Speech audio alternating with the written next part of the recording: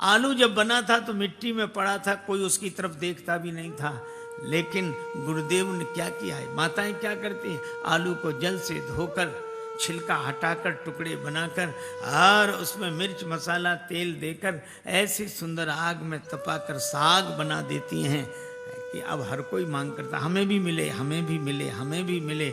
इसी तरह मिट्टी में पड़े हुए इस मानव जीवन को जिसे कोई नहीं पूछता था, गुरुदेव ने अपने करुणा के जल से धोकर उपदेश के द्वारा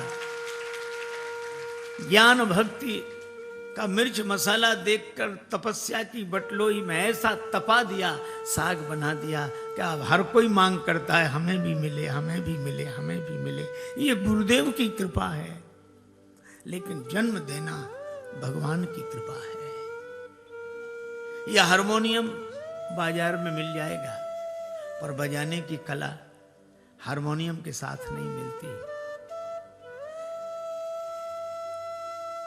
वायलिन मिल जाएगी पर वायलिन बजाने की कला नहीं मिलेगी। तबला मिल जाएगा, तबला बजाने की कला नहीं मिलेगी। इसी तरह जिंदगी के साथ जीने की कला नहीं मिलती। जीवन देना भगवान के हाथ है और जीने की कला सिखा देना तो इन महात्माओं के हाथ है, गुरुजनों के हाथ है।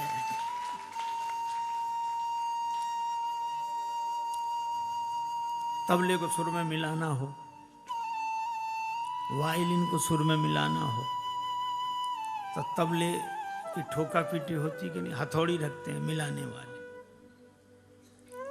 2 हथौड़ी मारी फिर भी सुर में नहीं आया, थोड़ा और ज्यादा आ गया तो फिर नीचे से ठोका पीटी चलती है। वायलिन की खूंटी मरोड़ते सुर में मिल जाए, पर ये ध्यान रखते हैं हथौड़ी इतनी भी नहीं मारते कि तबला फूट जाए, और खूंटी इतनी भी नहीं खींचते कि तार ही टूट जाए, पर खींचते हैं। तो ये बोलो सुर मिलाने में खुट-पुट होती है ना, खूंटी खींची जाती है। इसी तरह हम सब लोग बेसुरे साज हैं, पर गुरुदेव के पास आ गए और गुरुदेव क्या करते हैं, सुर में मिलाते हैं। कभी कान मरोड़ कर खूंटी खींचकर सुर में मिलाते हैं, कभी 2 चपत लगाकर सुर में मिलाते हैं। लेकिन एक बात है, वो मारपीट नहीं कर रहे हैं, वो सुर में मिला रहे हैं। और जब सुर में मिल जाता है साज, तो जिस स्वर में मिला हो सदा अलमस्त रहते हैं मिसाले तान तंबूरे, जरा छेड़े से बजते हैं बजा ले जिसका जी चाहे। फिर उस तार को छेड़ दो तो वही स्वर में बजता है जिस स्वर से मिला है। साधो यह तन साज तंबूरे का, खेचत तार मरोड़त खूंटी, और मिल जाए सुर में तो निकसत राग हजूरे का। हमारा स्वर ईश्वर के स्वर में मिल जाए, ये मिला देना ही गुरुदेव की कृपा है, और साज को बना देना भगवान की कृपा है। इसलिए हमें भगवान को गुरुदेव को दोनों को मानना चाहिए। कृपा के बिना काम चलता नहीं। भगवान की सत्ता को स्वीकार करें, भगवान की कृपा को स्वीकार करें, भगवान की भक्ति हमारा जीवन हो। यही है जिंदगी अपनी, यही है बंदगी अपनी, उनका नाम आया गर्दन झुक गई अपनी।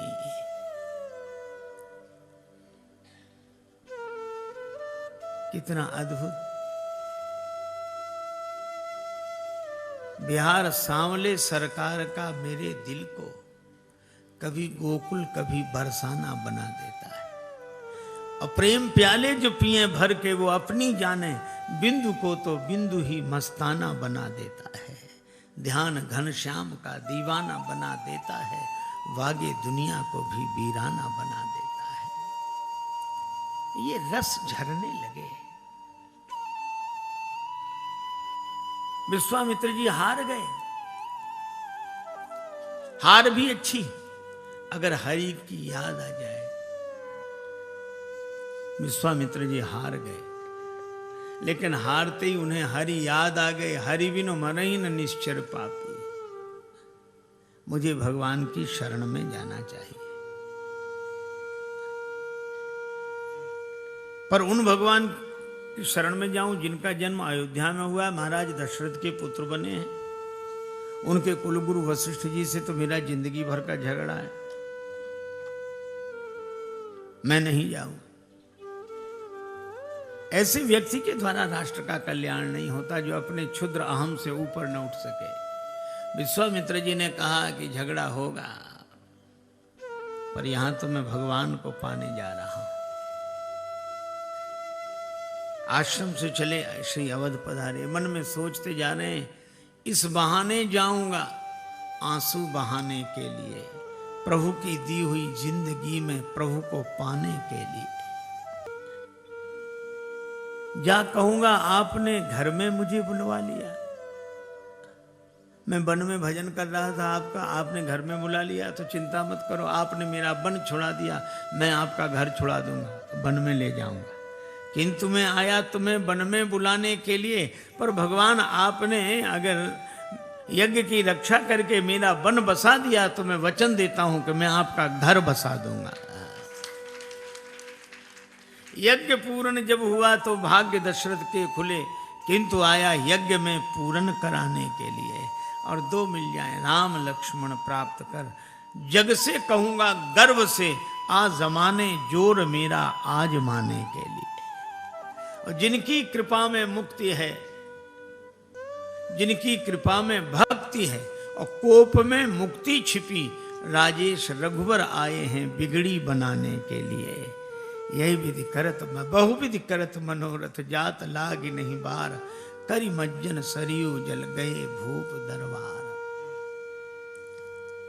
दशरथ जी ने सुना गाधी नंदन विश्वामित्र जी आए हैं, बड़े घबरा गए। हे भगवान, ये वही विश्वामित्र जी हैं जो इसी कुल में एक बार महाराज हरिश्चंद्र के समय में आए थे, उनकी सत्य निष्ठा की परीक्षा लेने। इतने दिन बाद पता नहीं क्यों आए हैं। गुरुदेव वशिष्ठ जी ने कहा क्या सोच रहे हो राजेंद्र?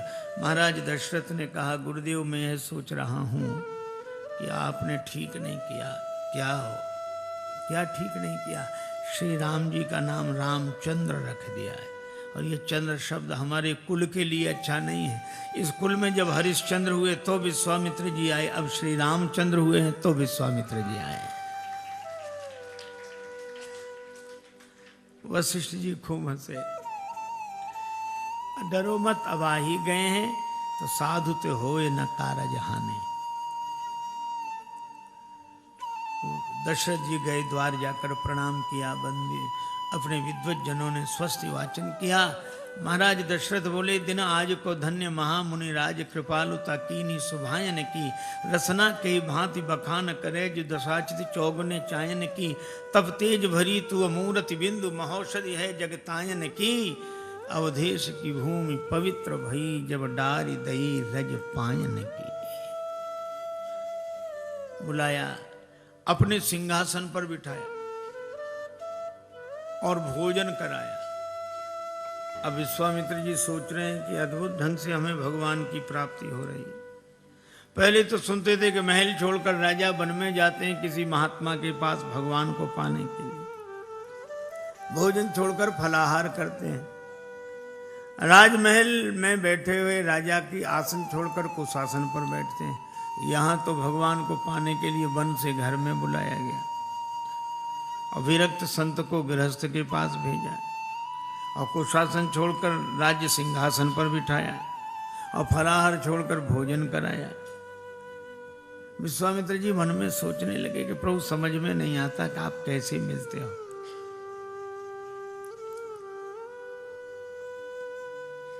पता नहीं, समझ में नहीं आता। भोजन का त्याग करने से मिलते हो, घर छोड़ने से मिलते हो, कुशासन पर बैठने से मिलते हो, कि वन छोड़कर घर में आवे,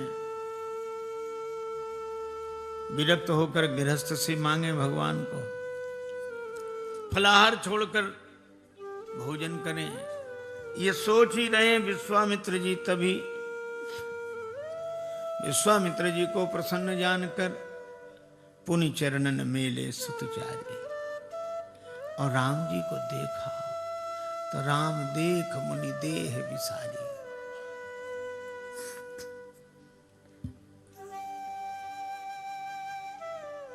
जाहिर में गोप बैठा, जाहिर में गो की बैठा लोगों के दरमियां हूं, पर ये खबर नहीं मैं कौन हूं कहां हूं। अब तो मिल गया जिसे पाना था।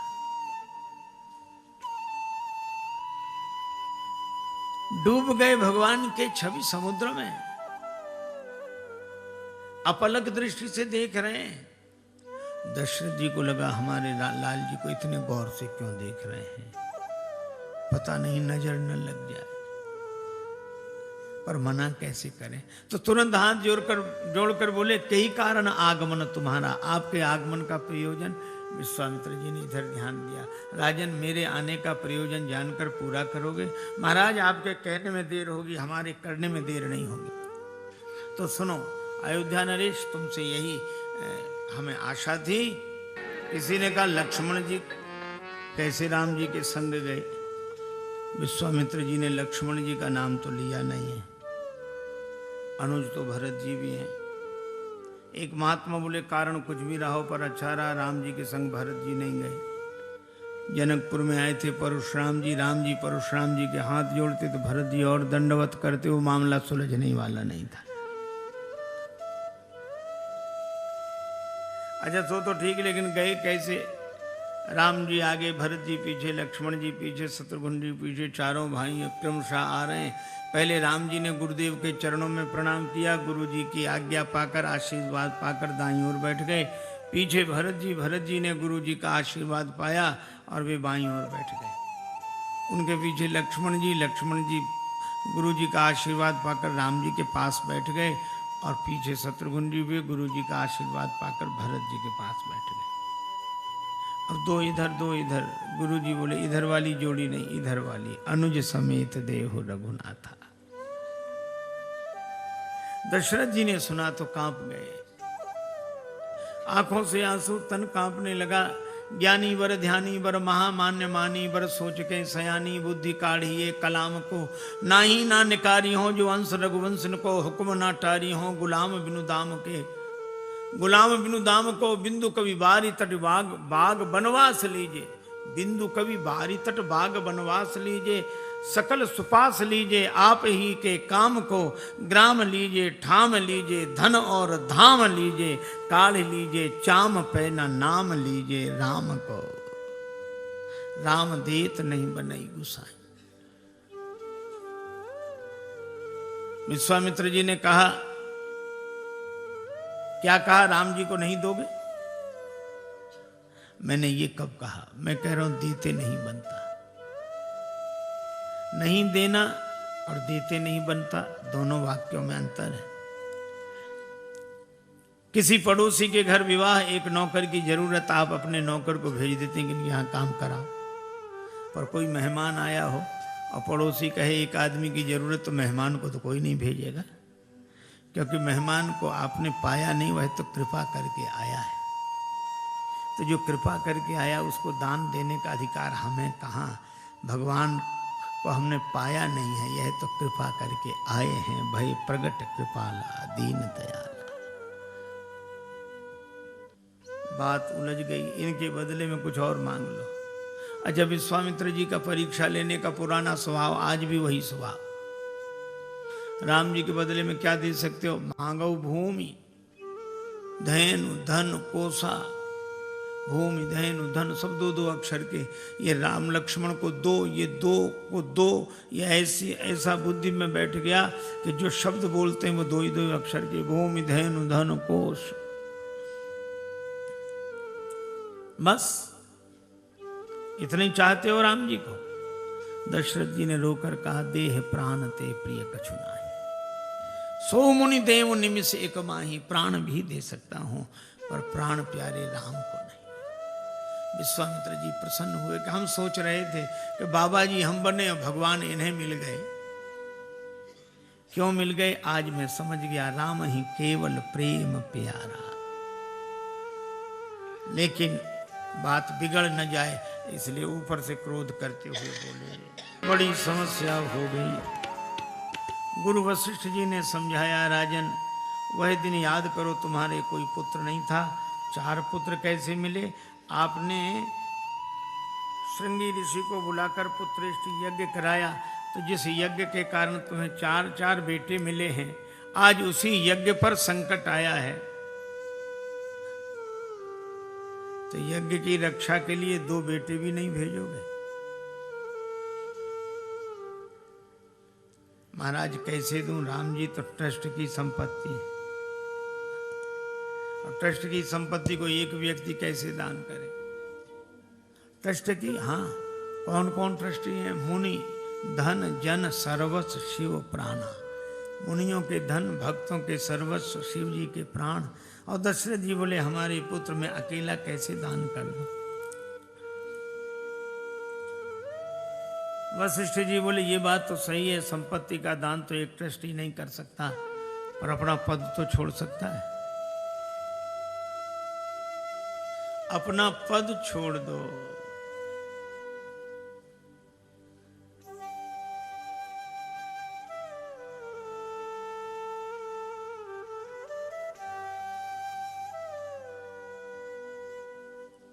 अपना पद छोड़ दो, और छोड़ क्या दो? छोड़ ही चुके हो। राजा के पद पर तो राम जी को, विश्वामित्र जी को बिठा ही दिया है, अब पिता के पद पर भी विश्वामित्र जी को बिठा दो। अब तक तुम पिता थे, आज से इन्हीं को पिता समझ लो। दशरथ जी के आंखों में आंसू आ गए, और राम जी लक्ष्मण जी को देते हुए बोले मोरे प्राणनाथ सुत दो, तुम मुनि पिता आन नहीं को।